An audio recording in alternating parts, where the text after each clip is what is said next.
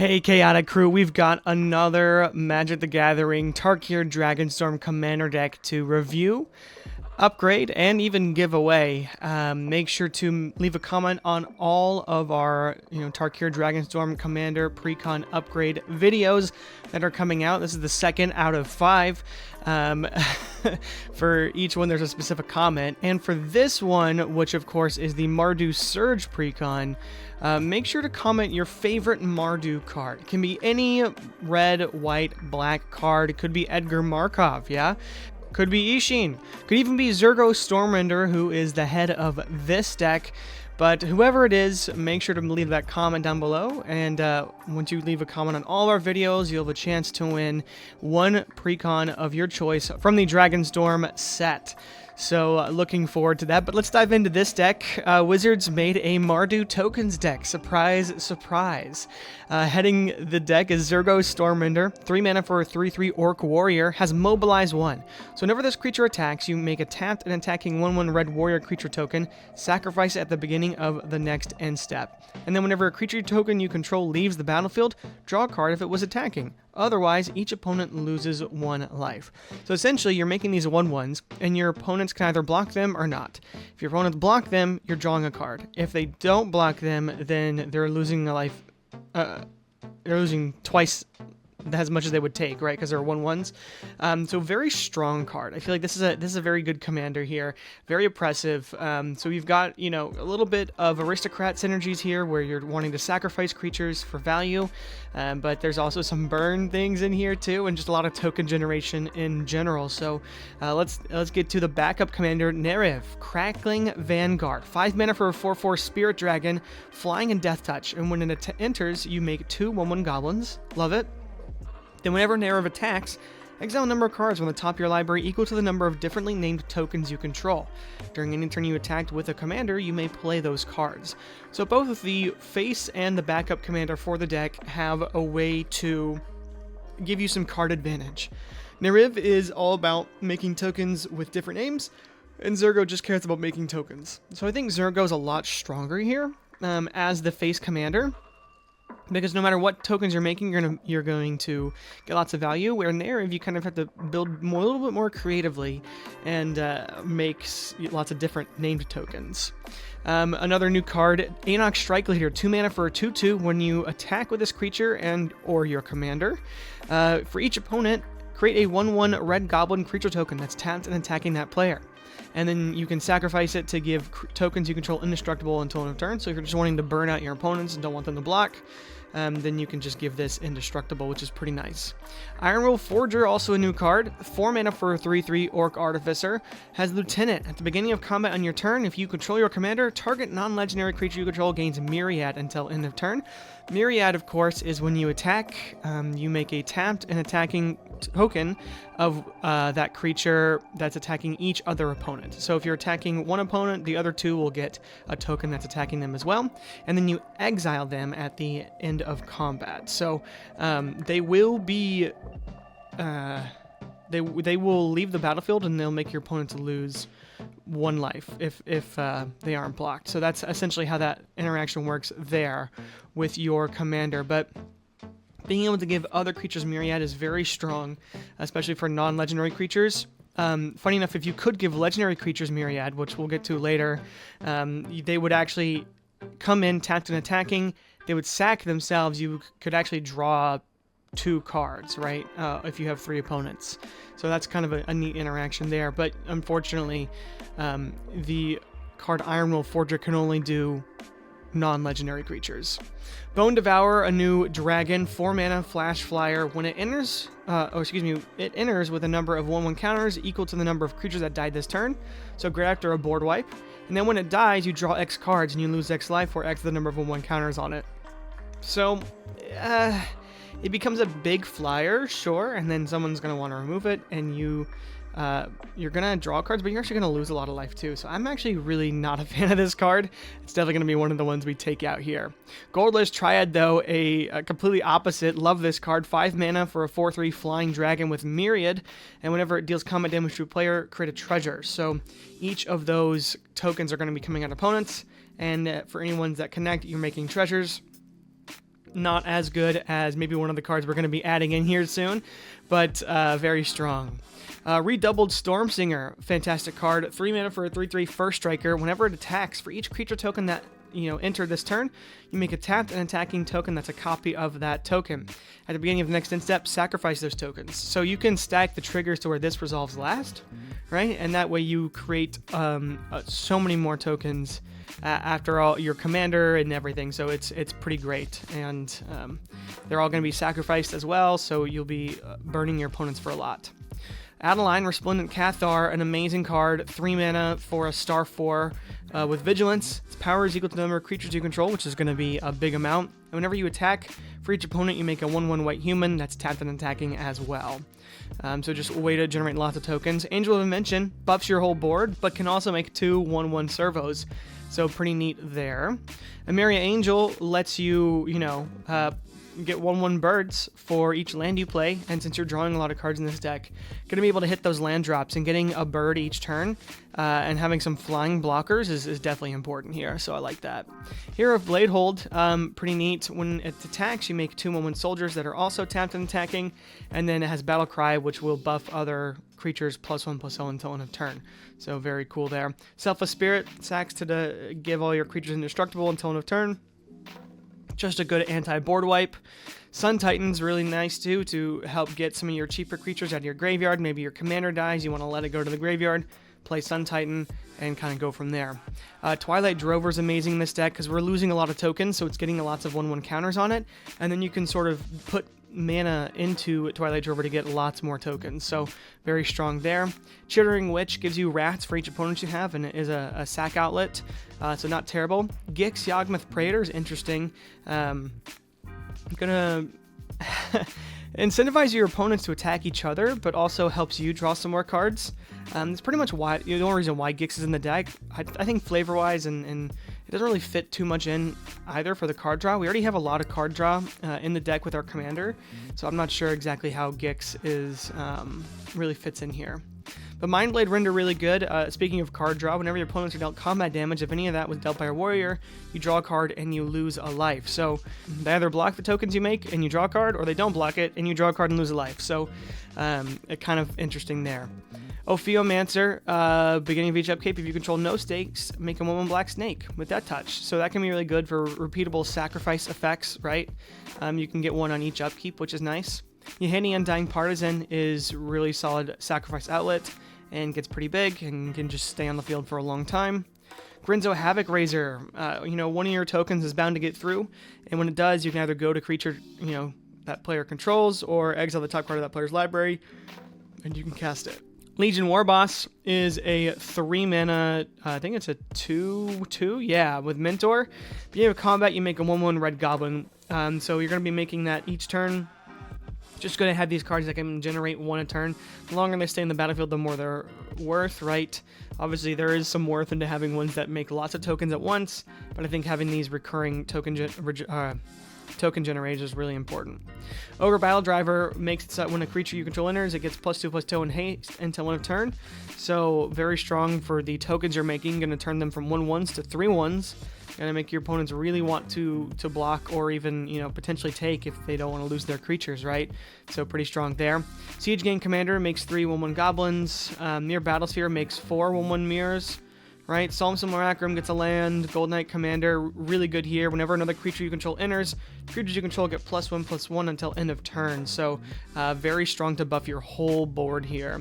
Morbid Opportunist helps you draw more cards. Viscera Seers is a sack outlet. Beetleback Chief makes 2 goblins when it enters. Loyal Apprentice, if you control your commander, you're making a 1/1 Thopter with flying with haste as well at the beginning of each combat. So again, that token generation that's recurring is really nice. Aaron, Benalia's Ruin is a sack outlet that can buff your whole board, which is interesting. I'm not the biggest fan of it though. Felice is really great too. Beginning of each end step, create X 1/1 white spirits, or X is the number of tokens you created this turn. And because our commander has mobilize 1, it's going to be at least making 1 of those spirits. Going to instant spells, a new card, Will of the Mardu, 2 and a white, and you can choose one of the modes, but if you have your commander, you can choose both.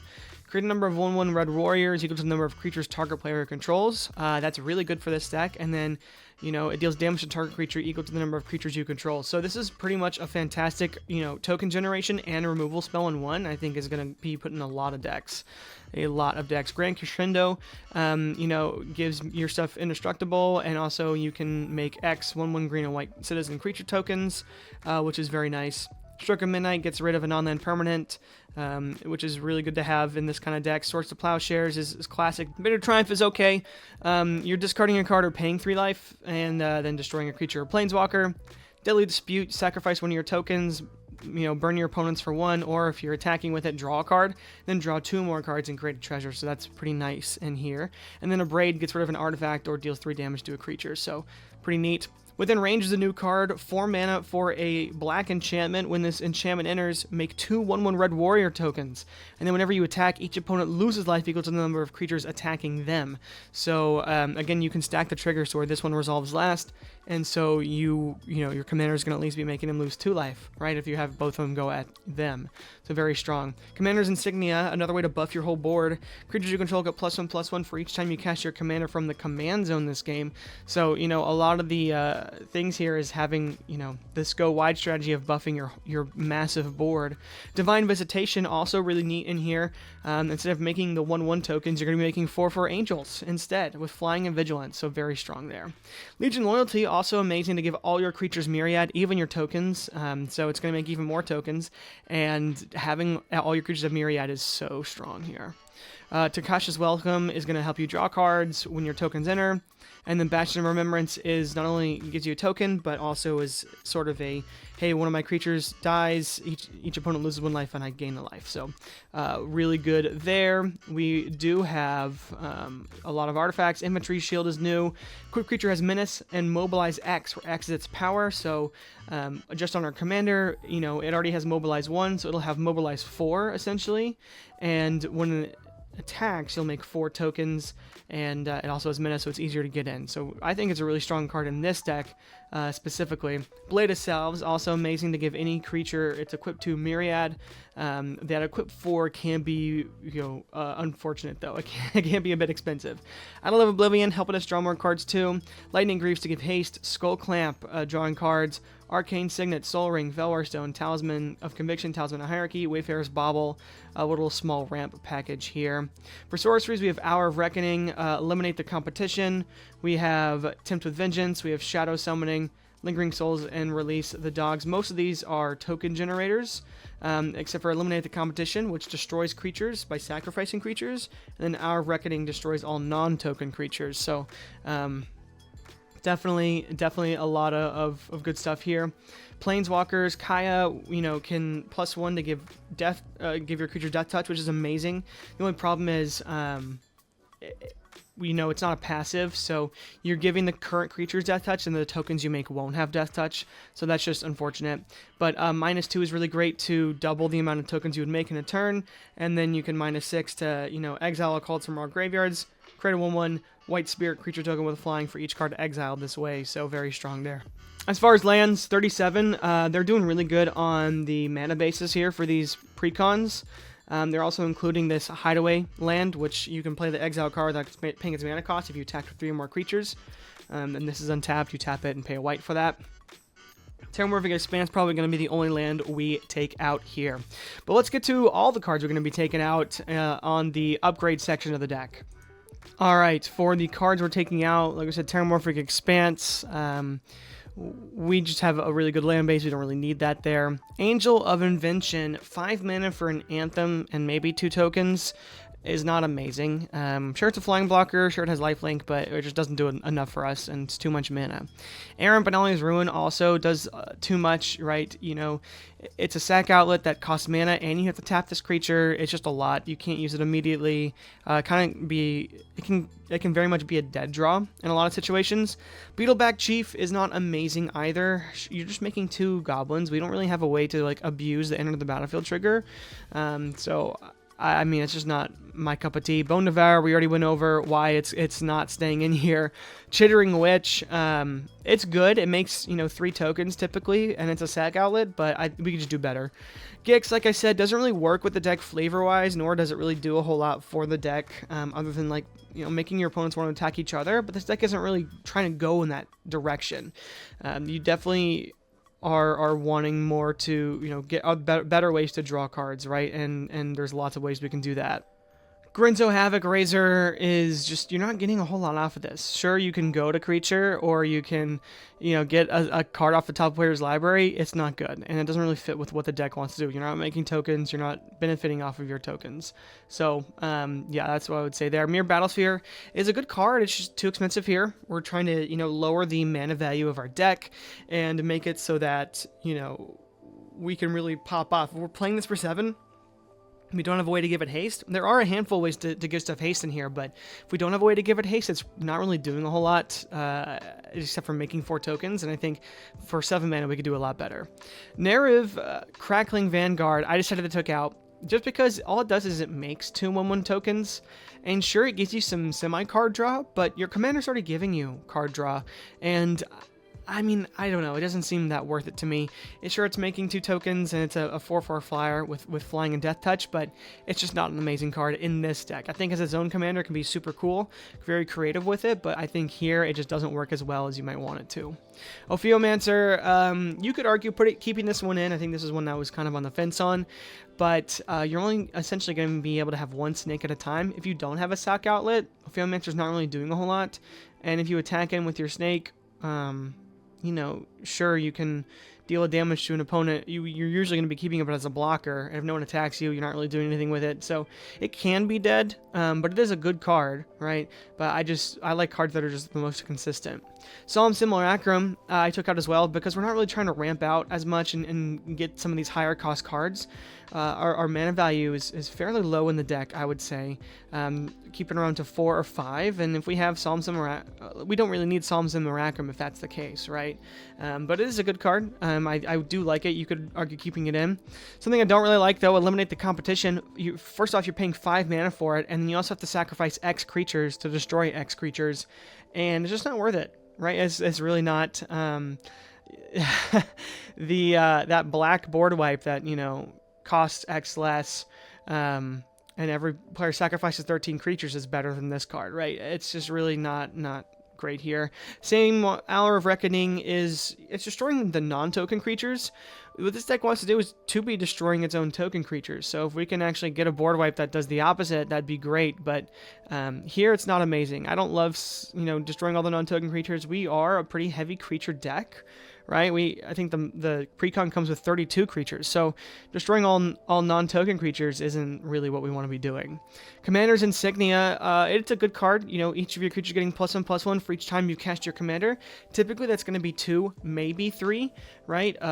And just 4 mana for +3/+3 or +2/+2 is okay, but that's all you're getting from it. And when making these upgrades, I was like, okay, I want to mainly do more burn damage than I want to buff all my creatures up. So I decided to take this card out. But yeah, going into more of like what cards we are adding in, we are definitely leaning more into that burn strategy right here, right? We got Impact Trimmers and War Leader's Call.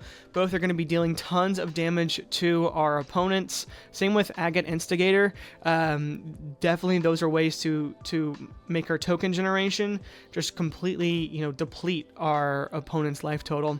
Rabble Rousing, also amazing to give you an insane amount of tokens, and it also has Hideaway 5 on top of that, so really great card here to do that. We're running a couple more removal spells. This deck doesn't come with Generous Gift or Chaos Warp. Generous Gift is probably one of the best ways to deal with most permanents, and if you have no land destruction in your deck, you're kind of struggling, so I added Generous Gift in here. Could probably add in, a Ghost Quarter or something to help out with that too. Wear and Tear just gets rid of, artifacts and enchantments. We didn't have a ton of that in here either, so wanted to add a couple cards that could do that. Boros Charm gives our creatures, indestructible until of turn. And then Double Strike is also nice, or dealing 4 damage to a player or planeswalker can be useful, but typically you're using this as a protection spell. Then we are running a couple board wipes. We took our 2 like mass creature removal spells out, so I added 2 more. Promise of Loyalty is good because you can, keep your commander, keep all your opponent's other good pieces, right? But they can't attack you, and it destroys everything else. And so you get your commander's ability to, maybe you have 5 tokens on the board, or a few tokens and a few creatures. Your commander will burn your opponents for a bit, right? So that's definitely good there. Mythos of Snapdack's also a way to sort of set your opponents back and keep your best stuff, right? Very strong there. We are running Ishin. 2 Heavens is 1. Our commander's ability is an attack trigger, and a lot of other creatures have attack triggers in this deck, so why not double them up, right? I think that's super great to have, and you really want that in the deck. Enduring Courage is just an Ogre battle driver, but it sticks around longer because when it dies it comes back as an enchantment. Company Commander, amazing. It's going to enter the battlefield and create 3 1/1 soldiers, and then when it attacks, creatures you control gain Death Touch. And again, you can stack the triggers to where this resolves the last. So after all the creatures that have come in, tapped and attacking, then they're all going to get Death Touch, and it's just going to be really strong there. And then Caesar, Legion's Emperor. Whenever you attack, you may sacrifice another creature. So again, you can stack this somewhere where after your commander makes the 1/1 token, you sacrifice that. And when you sacrifice that, you draw a card. And then when you do that, you choose 2 of the Caesar's abilities. You can draw another card and lose a life, or you can deal damage equal to the number of creature tokens you control, or you can create 2 more tokens. So you can sacrifice 1 token to make 2 more. You're drawing a card with your commander, and you are dealing damage to an opponent. So Caesar kind of does everything that this deck wants to do, and I think is a very strong card in here that comes in the turn after your commander, right? You ramp into your commander, and then play Caesar the next turn, so very strong. Battle Angels of Tyr, also a fantastic card. Flying in Myriad, when it deals combat damage to a player, you draw a card if that player has more cards in hand than each other player. You create a treasure token if that player controls more lands than each other player.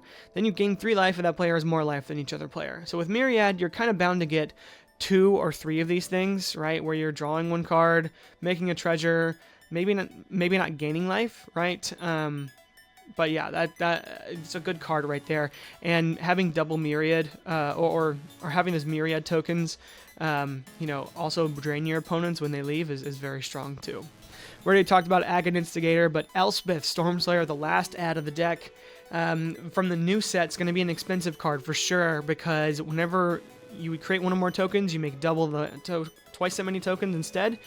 So very strong. +1 essentially makes 2 soldiers. 0 gets a 1/1 counter on each creature you control, and they gain flying, and then -3 destroys a creature an opponent controls a mana value of 3 or greater. So it's removal, it is token doubling, it is token generation, it is also a way to help your creatures get through. So very strong there, and does a lot of what this deck wants to do. That's going to be it for the deck upgrade here. Make sure to leave a comment on your favorite Mardu card. Could be any red, white, or black card. Any of those vampires. Heck, it can be something from maybe old Tarkir. Maybe the old Zergo is your favorite.